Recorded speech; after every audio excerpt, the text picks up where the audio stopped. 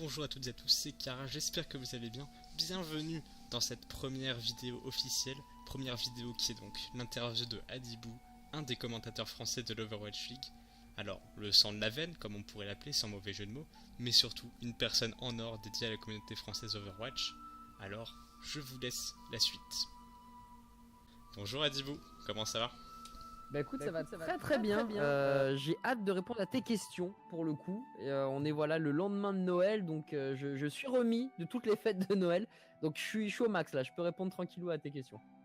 Bah ça marche, bah moi aussi tu vois, je commence à remettre des fêtes de Noël, j'ai encore le ventre un peu ballonné, mais bon, ça va. Bah merci d'être là. Alors du coup on va parler un petit peu de ton métier, de ta passion.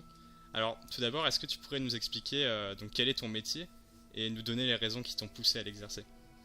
Alors du coup, moi on va parler en français, je suis commentateur e-sportif. Donc mon métier, c'est de commenter des compétitions de jeux vidéo, comme il existe des commentateurs pour le football, pour le tennis, pour le basket, enfin pour tous les sports traditionnels finalement. Eh bien, il existe aussi des métiers dans lesquels tu commentes des compétitions de jeux vidéo. On appelle ça des casters, c'est peut-être même le mot qui est le plus connu. T'en as du coup sur Overwatch, c'est le jeu que je commente et je suis donc commentateur aussi des compétitions officielles Blizzard et surtout l'Overwatch League. Mais tu as la même chose sur League of Legends, Rocket League, Battlefield, quand il y a de l'e-sport en tout cas sur Battlefield, sur Fortnite, sur Call of Duty, sur PUBG, bref sur tous les jeux dès que tu as le mot e-sport dedans, dès que tu as une partie compétitive.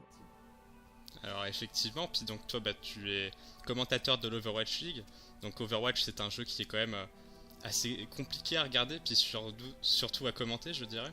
Donc quelles sont selon toi les qualités requises pour devenir caster, et d'autant plus sur Overwatch ?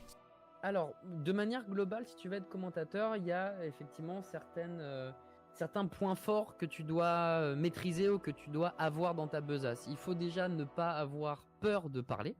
Et il ne faut pas avoir peur de parler devant une caméra, parce que même si tu n'as pas de public en face de toi, tu es quand même dans un studio la plupart du temps. Tu n'es pas juste devant une webcam, tu es vraiment dans un studio, en tout cas quand tu travailles chez OGaming ou ESL, etc. Donc faut pas avoir peur de l'œil noir finalement, de l'iris de cette caméra qui te regarde. Il faut pas avoir peur bien tout simplement de parler à une centaine, quelques milliers ou des dizaines de milliers de viewers, puisque c'est le cas aussi. Quand tu fais un stream chez toi, tu es une centaine à peu près, un petit peu moins. Et puis dès que tu commences à faire des compétitions de plus en plus intéressantes et importantes, il faut se dire que derrière, tu as des milliers de personnes qui te regardent. Donc il ne faut pas avoir peur de ça, il ne faut pas sentir la pression finalement comme quelque chose de négatif. La pression, il faut la boire, quoi, littéralement, pour le coup. Et puis il faut aussi connaître le jeu. Alors connaître le jeu, ça passe évidemment par jouer au jeu, et puisqu'il faut que tu connaisses le nom des attaques en français, les dégâts des attaques, des ultis, comment fonctionne la méta, etc. Mais tu n'es pas obligé d'être, on va dire, grand master top 500 pour être commentateur. Tu n'es pas obligé d'être un dieu du jeu vidéo. Il faut juste vraiment comprendre ce qui se passe, savoir où l'équipe qui défend et où l'équipe qui attaque veut emmener l'autre. Vraiment savoir, même limite un peu deviner ce qui va se passer. Et ça, du coup, limite, la théorie suffit. C'est bien d'avoir la pratique, c'est bien de savoir la méta, jouer pour te dire, ah oui, là, effectivement, la Fatale, elle a mis un beau headshot, ou alors au contraire, genre, ah ouais, la Tracer, elle a vraiment bien géré contre cette Brigitte, etc. Puisque ça, par contre, si tu joues pas, tu peux pas le savoir. Mais on te demande pas d'être top 500 parce que finalement, la théorie, tu peux l'avoir en discutant avec Fefe, en discutant avec Unco, en discutant avec les joueurs pro, etc. Ou tout simplement, en regardant des matchs et en écoutant d'autres confrères casters, qu'ils soient français ou américains par exemple. Mais bien sûr, et d'ailleurs c'est ça qui est très bien avec l'e-sport, c'est que donc il y a plusieurs ramifications. Donc, par exemple il y a commentateur, il y a coach et il y a joueur, et du coup c'est des postes, des métiers qui demandent des qualifications différentes les unes des autres, mais qui pourtant font partie du même ensemble qu'est l'e-sport. Et d'ailleurs, donc c'est un mouvement qui commence à prendre de plus en plus d'ampleur, en France notamment. Est-ce que tu penses qu'avec le temps, les gens comprendront l'engouement de ce nouveau genre de compétition ? Oui, il n'y a pas de raison, parce que comme tu le disais, l'e-sport c'est plein de ramifications finalement différentes, mais qui ont un même tronc commun. C'est-à-dire que là, on parle effectivement du côté commentateur, donc d'être devant la caméra. Après, au niveau des équipes, tu as les joueurs, tu as les coachs, mais il ne faut pas oublier non plus que tu as des diététiciens, des coachs sportifs. tu vas même peut-être avoir des psychologues parce que jouer H24 loin de sa famille, quand tu es en Overwatch League par exemple, les gars sont à Los Angeles, et toi si tu viens de Chine, si tu viens de France, si tu viens de Finlande, tu quittes toute ta famille pour venir là, donc il y a besoin quand même d'un soutien, tu vois. Donc il y a ça c'est les tafs, on va dire, qui sont liés et qui nous parlent le plus, mais il faut savoir aussi que derrière tout ça, t'as des producteurs, t'as des titreurs, t'as des réalisateurs, t'as des chargés de production, t'as des gens qui sont dans la communication, t'as des gens tout simplement, enfin l'e-sport en fait regroupe tous les métiers qui existent déjà, mais tu mets l'étiquette e-sport parce que tu es dans le milieu de l'e-sport. C'est pareil, tu vois, dans le cinéma par exemple, c'est pareil quand tu es dans le monde agricole, enfin genre être commercial et être technico-commercial dans l'agricole, c'est pareil qu'être technico-commercial quand tu es planeur chez un loueur dans le cinéma, chez Panavision par exemple, ou si tu fais ça tout simplement aussi dans l'e-sport, il suffit que tu sois technico-commercial ou commercial pour la marque, je sais pas moi, Orange, et du coup tu t'associes avec Vitality, mais il faut des commerciaux. Et il faut des commerciaux, c'est juste qu'ils sont brandés e-sport parce qu'ils sont dans le milieu de l'e-sport, mais en vrai, ce sont des commerciaux en fait lambda, enfin comme tous les commerciaux qui existent dans l'univers. Donc c'est ça qui est bien avec l'e-sport, c'est que on peut tout faire avec l'e-sport. Il y a tous les métiers qui existent, on peut les floquer et on peut les mettre finalement dans l'escarcelle de la scène compétitive. Et c'est une des raisons pour lesquelles je pense que l'e-sport va de plus en plus être, comme tu le disais, compris par les gens. On va arrêter d'avoir peur de voir des gens jouer à des jeux vidéo. On va arrêter de stigmatiser les gens qui gagnent leur vie en jouant aux jeux vidéo, en se disant ouais super, le gars il joue à Call of Duty, il joue à Overwatch et il gagne des dizaines de milliers d'euros, super. Un petit peu comme en Corée finalement. On voit qu'en Corée, ça fait partie de la culture maintenant l'e-sport, je pense. On le voit, il y a pas mal de bars, il y a pas mal de. C'est vraiment un pays, je pense, qui a établi une philosophie autour de l'e-sport, et je pense que ça commence à se répandre de plus en plus aux États-Unis et même en France. Pour le coup, ça commence pas mal. Ouais, ça arrive. D'ailleurs, on va accueillir la finale des World League of Legends l'année prochaine à Paris. Ouais, ça c'est vraiment bien. Ouais. Ça c'est vraiment un gros big up, et j'espère pouvoir y participer, enfin être présent, pas y participer, mais vraiment être présent, parce que je pense que ça va être un truc incroyable.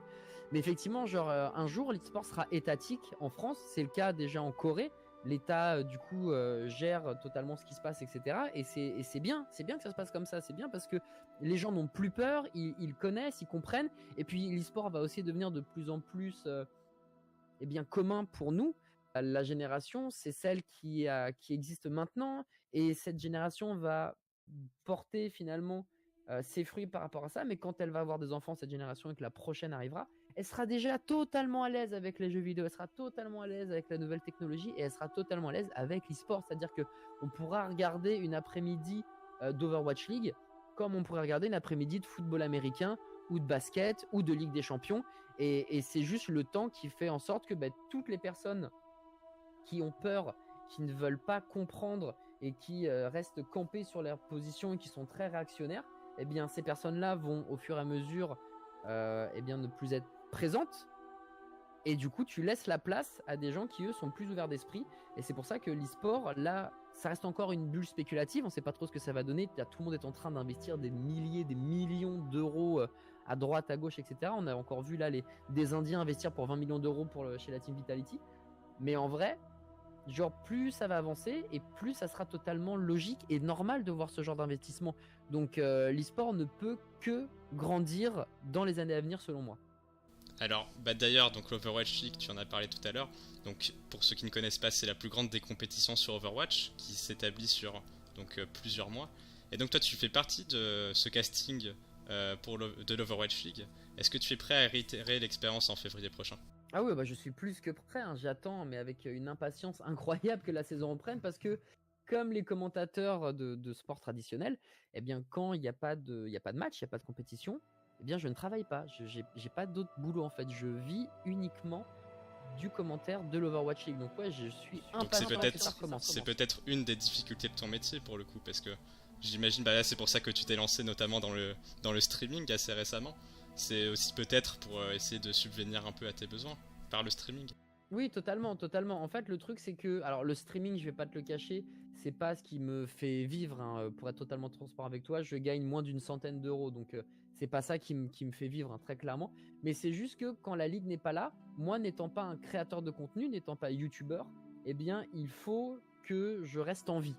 Il faut que les gens continuent à se demander, mais voilà, qu'est-ce que fait Adibou, enfin, de quoi il parle, qu'est-ce qu'il fait, etc. Et pour ça, il faut streamer. Il faut être physiquement, il faut être vivant sur les réseaux sociaux. Donc je me suis mis sur Instagram, mais je me tape des barres, c'est vraiment. Ah oui, bien sûr, je vois ça avec les magnifiques stories que tu postes. Ah ouais, c'est feu. Mais c'est vrai qu'on voit ça, on voit donc pas mal. T'en parlais en stream tout à l'heure, mais par exemple, Lutti qui effectivement bouge un peu à droite à gauche. AlphaCast aussi, qui du coup, bon, lui c'est un peu le pape d'Overwatch en France pour le coup. Lui, bon voilà, il est créateur de contenu, il est streamer, donc c'est vrai que à ce niveau-là, en plus en étant caster Overwatch, donc je pense qu'effectivement il arrive à plutôt bien gagner sa vie. Et donc toi là, ton prochain objectif, ce serait plutôt donc voilà, de trouver quelque chose en parallèle qui puisse être une bonne source de revenus pour toi. Moi, mon rêve vraiment, ça serait justement de ne pas avoir besoin de faire des choses en parallèle. Moi, le vrai but ultime, ça serait de pouvoir vivre uniquement du commentaire. Voilà, ça serait vraiment le but. Mais c'est très compliqué.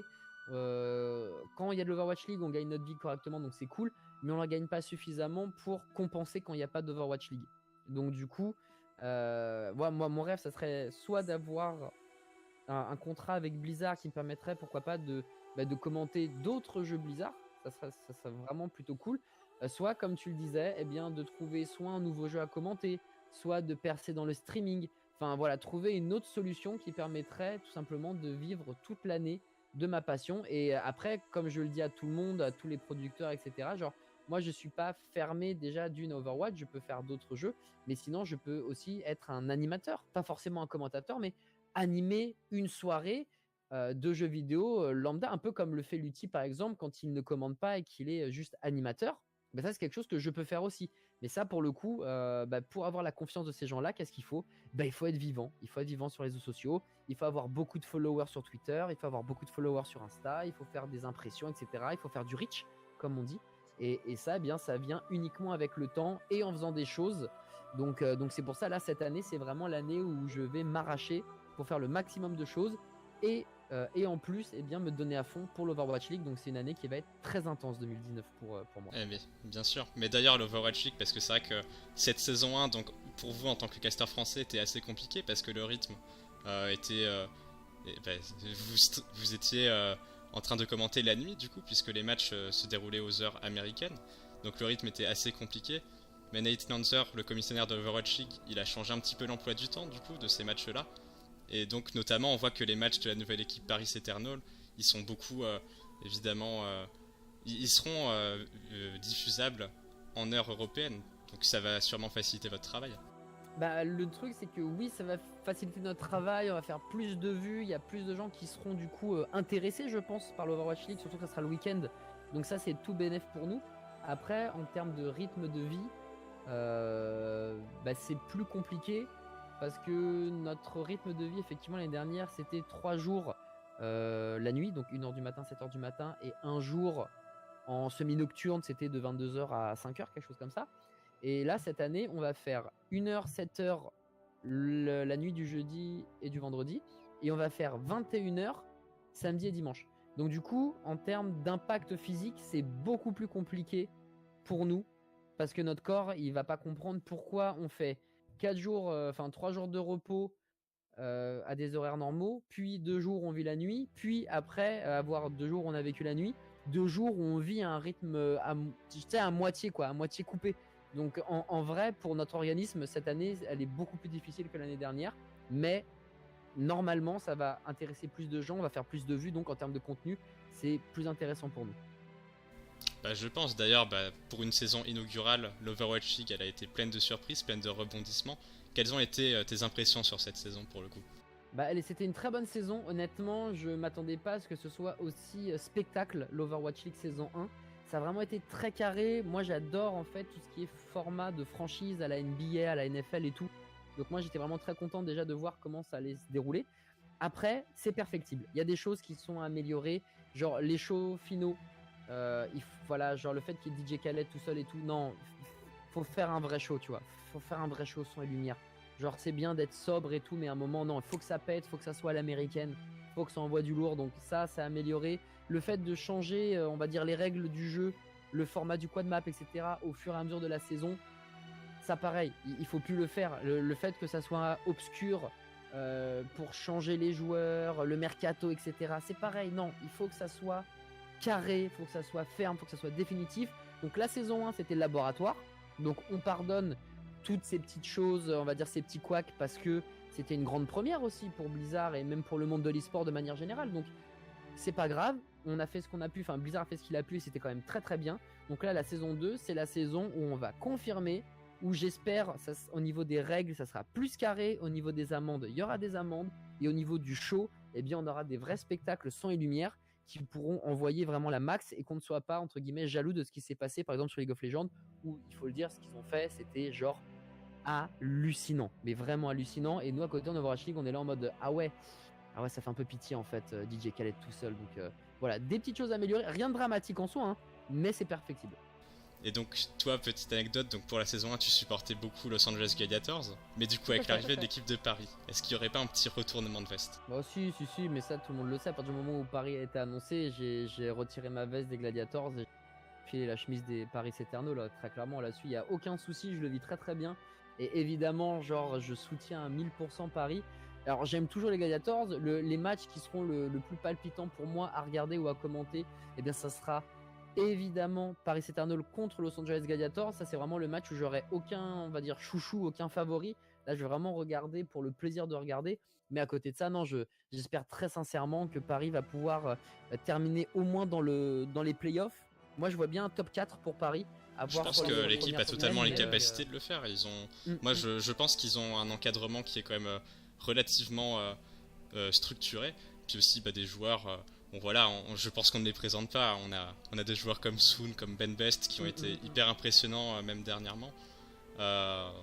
Et justement, donc la fois où j'ai pu les voir moi en vrai, c'était à Paris. Et donc toi personnellement, comment tu as vécu l'événement, la façon de pouvoir commenter un événement donc à Paris, donc chez toi plus ou moins. Comment est-ce que tu as vécu cet événement? C'était génial déjà, on remercie tous les viewers et on te remercie aussi du coup tous les gens qui ont été présents, que ce soit pendant la phase on va dire au gaming où on commentait toutes les compétitions et même les compétitions les moins intéressantes parce qu'il fallait faire du contenu sur Overwatch et je me souviens que c'était très compliqué, j'étais responsable de la chaîne au gaming Overwatch et c'était vraiment pas simple, mais grâce à vous on a fait des très bons pics d'audience quand les Rogues jouaient à l'époque où il y avait tous les Français, pareil on a fait des belles choses, les Contenders etc. Et puis la Coupe du Monde l'année dernière qui s'est super bien passée, l'Overwatch League qui s'est super bien passée, et tout ça c'est aussi, alors certes on a fait le taf autant que faire se peut pour intéresser les spectateurs, pour essayer d'avoir une communauté qui reste malgré les heures tardives, et je pense qu'on a plutôt réussi, donc ça c'est quand même cool, mais c'est grâce à vous, c'est parce que vous étiez présents, c'est parce que vous avez répondu oui à cet appel Overwatch qu'on a eu la Coupe du Monde à Paris, et ça faut vraiment le souligner, il faut pas l'oublier, hein, c'est ce test finalement parisien, honnêtement vu comment ça s'est déroulé c'était juste génial. On risque d'avoir d'autres events à Paris grâce à vous, et c'est pareil si les Paris Eternals sont présents, c'est pas un hasard, c'est parce que il y a eu il y a eu les viewers, il y a eu la communauté, il y a eu la passion qui font que Blizzard entre guillemets nous récompense en mettant Paris maintenant sur le devant de la scène, en mettant le samedi et le dimanche des horaires ok pour regarder de l'Overwatch League. Tout ça c'est pas un hasard, hein. Donc ça déjà d'une c'est grâce à vous et merci infiniment pour ça. Et de deux, j'étais plus qu'heureux et honoré de faire partie de l'équipe de cast français pour commenter cet event qui a été incroyable. On était plus de 1600 à la défense. On a fait des pics à 50 000 viewers pendant les phases qualificatives. Et ça a battu le stream, ça a battu le stream officiel de l'Overwatch League, le stream international. Ouais, il y a eu certaines phases où on a dépassé effectivement le stream inter, pas tout le temps, mais on a eu certaines phases où on les a dépassées pour te dire. Enfin, ça arrive jamais ça normalement en vrai, hein. Donc vraiment c'était incroyable. On a eu la reconnaissance aussi finalement du côté américain en venant sur scène à la fin et tout, et ça reste vraiment des choses inoubliables qu'on aimerait faire mais tout le temps, toutes les semaines. Moi j'ai vraiment adoré cet événement. Mais d'ailleurs tu parlais de l'engouement donc des Français, mais est-ce que tu pourrais expliquer ce qu'est le hashtag avec le 6 français par trauma? Parce que c'est Ouais, un bien peu sûr. ça aussi qui a permis de fédérer la communauté française. Tout à fait, tout à fait. Le hashtag avec le 6, c'est tout simplement une création de Trauma. Il y avait Crapoplay, il y a Manaberry qui s'est occupé de la musique et tout. Et c'est en fait et une dizaine ou une quinzaine de passionnés comme Hammerkick, etc., qui n'ont pas hésité à mettre énormément de temps. Il y avait Shaba aussi qui a écrit des articles. Enfin bref, c'est tout un regroupement de passionnés qui a mis en avant l'équipe de France d'Overwatch qui est à son fameux hashtag avec le 6 et qui parle de l'équipe, qui parle des joueurs, qui parle de la Coupe du Monde et qui arrive à mettre tout ça en branle avec des superbes vidéos d'introduction, des superbes interviews, genre des trucs en fait, ils font de la communication pure et dure. Et encore cette année, on était à des années-lumière devant les autres équipes qui venaient à peine de s'y mettre, quoi. Déjà l'année dernière, on était les seuls à faire ça. On était le seul à avoir un groupe aussi soudé. Et c'est vrai que là-dessus, Trauma, il a assuré de fou. Et pour cette année-là, 2018, eh ben là, on avait vu que les États-Unis, le Royaume-Uni, etc., faisaient la même chose. Mais on était encore tellement loin devant. On était encore tellement loin devant en termes d'intelligence, de communication, d'outils fournis, de visuels, de concepts, d'interviews, machin. On était tellement loin devant qu'encore une fois, genre, la France Overwatch, ça prouve que c'est une immense histoire d'amour. Ah, mais je pense que moi, la France, c'est sur Overwatch une des plus belles nations, parce que c'est vrai qu'on le voit, même les gens à l'international ont félicité l'engouement de la France. Et puis là d'ailleurs, je reviens un petit peu sur Overwatch League, mais on voit qu'on a 8 équipes en plus, donc on passe de 12 équipes en saison 1 à 20 équipes en saison 2, et du coup Paris est l'une de ces équipes. Moi je pense que ça va vraiment permettre justement d'apporter plus de diversité aussi, parce que du coup, même si les équipes auront un rythme un peu moins soutenu, parce que c'est vrai qu'en saison 1 ils étaient quand même assez épuisés les joueurs, là il y aura donc plus de matchs en globalité, puisqu'il y aura plus d'équipes. Toi, qu'est-ce que tu penses du coup de ce format-là? Est-ce que tu penses que Blizzard, ici, fait en quelque sorte un coup de maître en faisant ça, en ajoutant d'autres franchises? Oui, il faut impérativement mettre des franchises. On peut pas laisser 12 équipes uniquement. Les rythmes étaient effrénés. Les joueurs étaient fatigués, tout le monde était crevé psychologiquement. Il y a des joueurs, ils ont malheureusement pas tenu le coup et on l'a vu tout au long de la saison. Et j'espère que ça va mieux pour eux. Il y a des joueurs aussi qui ont tout simplement arrêté l'Overwatch League, qui ont arrêté même leur carrière professionnelle. Donc oui, c'était très très compliqué finalement cette saison avec le nombre d'équipes et le nombre de joueurs, hein, littéralement, enfin le nombre de joueurs, pardon, de matchs à jouer, qui était assez intense. Donc là, les équipes joueront moins de matchs, mais il y a plus de franchises, il y a plus de joueurs qui rentrent aussi finalement dans le game, donc ça fait plus d'emplois. Et oui, il faut y penser aussi au nombre d'emplois, au nombre de gens qui peuvent vivre de leur passion. Donc oui, c'est très très bien. Et puis honnêtement, il manquait des villes, il manquait Paris, il manquait la France, mais même l'année prochaine, hein, où est Berlin, où est l'Allemagne? Enfin, l'Allemagne, c'est un grand pays d'Overwatch et d'e-sport plutôt de manière générale. Donc pareil, il va manquer des villes, il va manquer et pourquoi pas intégrer pour la première fois une équipe africaine, pourquoi pas ajouter une équipe indienne, tu vois, il y a plein de trucs à faire, il y a plein de trucs. Et ça passe effectivement par l'ajout de franchise. Donc là, c'est cool d'en avoir mis 8 en plus. Et j'espère qu'au fur et à mesure du temps, eh bien, il y en aura de plus en plus. Alors, faut pas. Mais d'ailleurs, ce qui est bien aussi, c'est que là, pour les Contenders, on sait qu'il y a... Donc là, il y a déjà pas mal d'équipes actuellement qui ont une équipe Académie. Donc, il y a...